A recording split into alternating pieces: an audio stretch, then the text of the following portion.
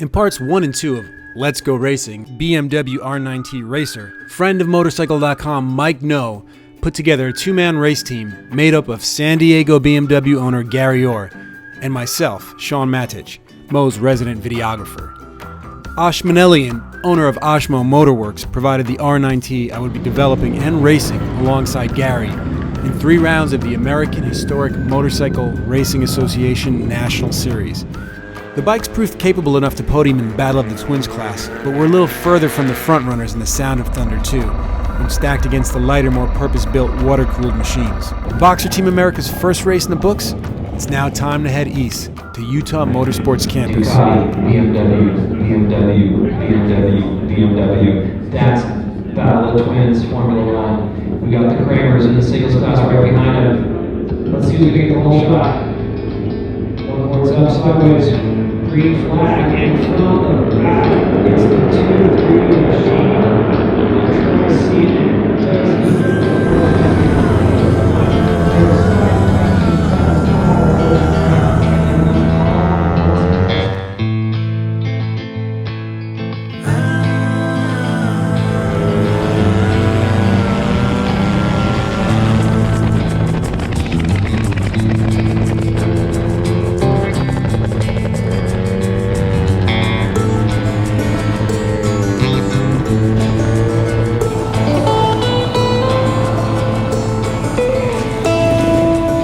East course layout proved a twisty, challenging design which really tested our ability to extract the most out of the R NineT in terms of ground clearance and change of direction, with a nice sized front straight to let the bikes with the motor shine.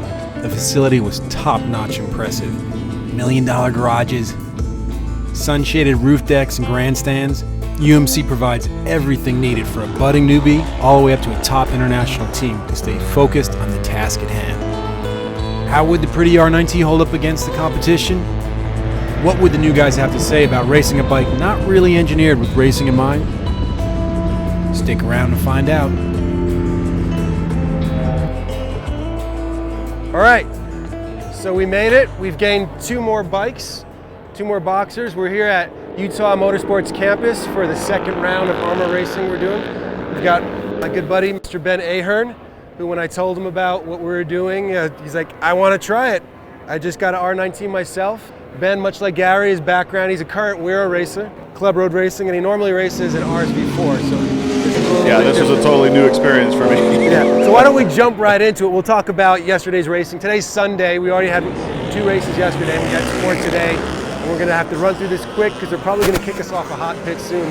Ben, what sounded appealing to this about?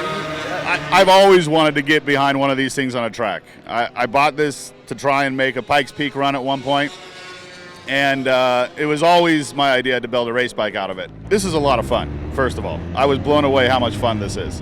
This is not easy. This is a very active experience, you know. I'll describe this experience as a jigsaw puzzle. You gotta really figure out how to ride these things quick. It doesn't come supernatural. You got heads, obviously, would affect the ground clearance. You've got a weight issue. It's a lot of fun to try and figure out how to go fast on one of these quote-unquote slower bikes. That being said, it can be done. So coming off of a fire-breathing RSV4, kind of unanimously voted one of the best road racing production platforms out there right now, you still had a great time. I gotta say, this thing handles incredible. It isn't a matter of it handling. You know, it handles chassis upsets, the front end's phenomenal. The issue is how to get on the power soon enough and how to get the right ground clearance to get around the corner fast enough, in essence. Figuring that out is actually part of the fun of racing one of these. That's right. I think the thing that's unique to the Boxer, like we were saying, it's like the bike's like, no, you can't ride me like this. You have to ride this way. And that's part of the fun of it. Oh, I'm going to adjust my style. I'm going to hang off more and pick the bike up. You got to get off the bike. And it's a good habit for anything you're riding. So it's going to make you a better rider, no doubt. So we raced these in 2 classes. We did Battle of the Twins, which is water-cooled V-twins, or, well, not V-twins, but water-cooled twins, up to 900 cc and then unlimited air cool. We also raced them in the Sound of Thunder 2, which is pretty much anything that's not a 4-cylinder. That was a pretty competitive class. What was that? You guys were ripping, by the way. Thank you. Let me make a point. I haven't quite figured out how to get that fast yet. But what was that experience racing against things like Daytona 675s? And It was definitely different. We had a Ducati, a 675, and a post piston twin, all racing in the group I was racing in. We were pretty evenly matched. They had a little power on me at the straight, and some of the corners they could carry a little more speed because of the ground clearance. But it was a lot of fun. probably the two biggest things to figure out once you start to understand the ground clearance issue is getting these things to change direction quickly. Right. As well as, hey, we're gonna take a little station break because our fourth rider, as you can see, we have 4 bikes here. He just arrived. So we're gonna get Mr. Kevin with his bike. Be right back. And we're back from station break. Kevin Madigan, ladies and gentlemen, tell us a little about your background. You actually have done some road racing, but it's been, what, 19 years?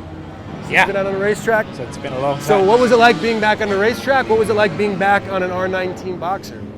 It's a hell of a lot of fun and much different than what I was expecting. Just a really fun experience. The whole thing has been really great and easy.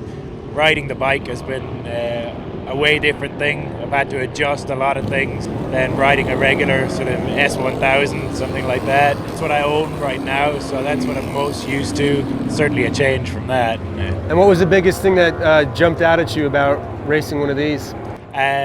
Really having to over-accentuate getting off the bike and not putting this on the ground.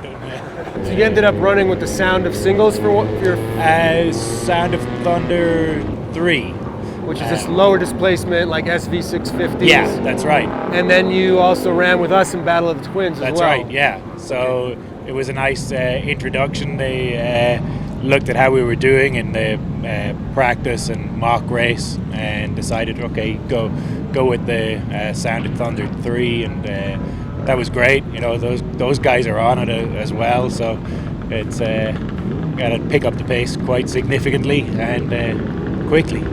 One of the comments I noticed on YouTube, some of the people were saying, well, why just a spec bike series? Why just R9Ts? We already had a Thruxton Cup thing. Why not mix it up with other similar bikes? Gary, you were saying that one of the cool things about running a spec or a single manufacturer series is? Well, you have exactly the same motorcycle across the board. It comes down just to rider skill and how quickly somebody can learn a track. It makes it really competitive because people ultimately, they can't just go out and build their motor a little faster to win. They have to ride better to win. I wouldn't mind having the Triumph Thruxtons tossed in there. I think that would be a pretty equal match. We'd have a lot of fun racing them. But the spec class, if we could get enough people, would be a lot of fun. Well, we're doing pretty well if you just do by, we've grown 100% in one race, so maybe we can get 4 more bikes for Barber. That might be a tall order, but we'll see. If you are interested in doing the Vintage Festival at Barber, some of the rules that AHRMA have, or one of the important rules, is you have to do, I believe, 4 races and other AHRMA events because that's their biggest event and a lot of people show up.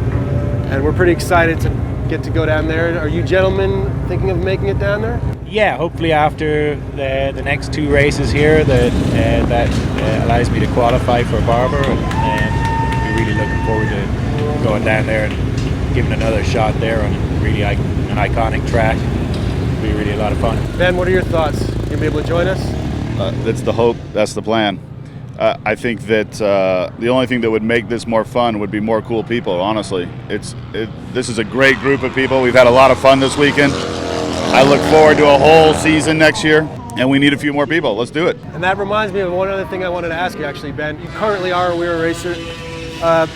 This is your first AHRMA race. What's that experience been like? What's the culture Well, like I think it's a little jaded in that we're at a really nice facility here at Utah Motorsports. I mean, getting a nice hot pit like this is phenomenal. The facilities are incredible. Super, super organized. In fact, I'm impressed at how well it's organized and really what a smooth production it's been. It's been a blast, actually. And that's one of the things I want to add. I'm glad Ben mentioned that, is just Utah Motorsports Campus. They've been super accommodating to us. The facility is incredible. The racetrack itself, as well as the buildings, the garages. As you can see, the hot pit behind us makes my job a lot easier. I'd also like to thank the folks from AHRMA. Great organization, super accommodating. Gary and myself were lucky enough to get some hardware again. Gary got a 2nd place. Battle of Twins, I got another third, so hopefully we can move up from here. We have to get ready, actually. I think group. We gotta go get some tire warmers on. Yeah. We gotta go racing. We gotta go racing, so we'll have to do a little voiceover, but thanks for joining us. Thanks for checking out this adventure, and we're gonna go racing. Thanks, guys. Saturday provided perfect race weather, and all of Boxer Team America finished incident-free with smiles on our faces. Gary Orr led the charge in Sound of Thunder 2 with a best lap of 1:46.4 seconds. About 6 seconds a lap off leader Brian Larabier on his Ducati 848-powered Pierrobon X80R. The R9T's friendly big-capacity twin torque and lazy slack geometry made high-speed corners like Faster, Gotcha, and Twell Corner confidence-inspiring affairs. On the brakes and in the tighter stuff, especially decreasing radius and off-camber corners, the Boxer lost out some ground clearance and speed to the lighter, more track-focused bikes. The mixed grid format of SOT class delivered some interesting battles and highlighted the strengths and weaknesses of bikes with similar power-to-weight ratios, but highly differing peak horsepower and weight numbers.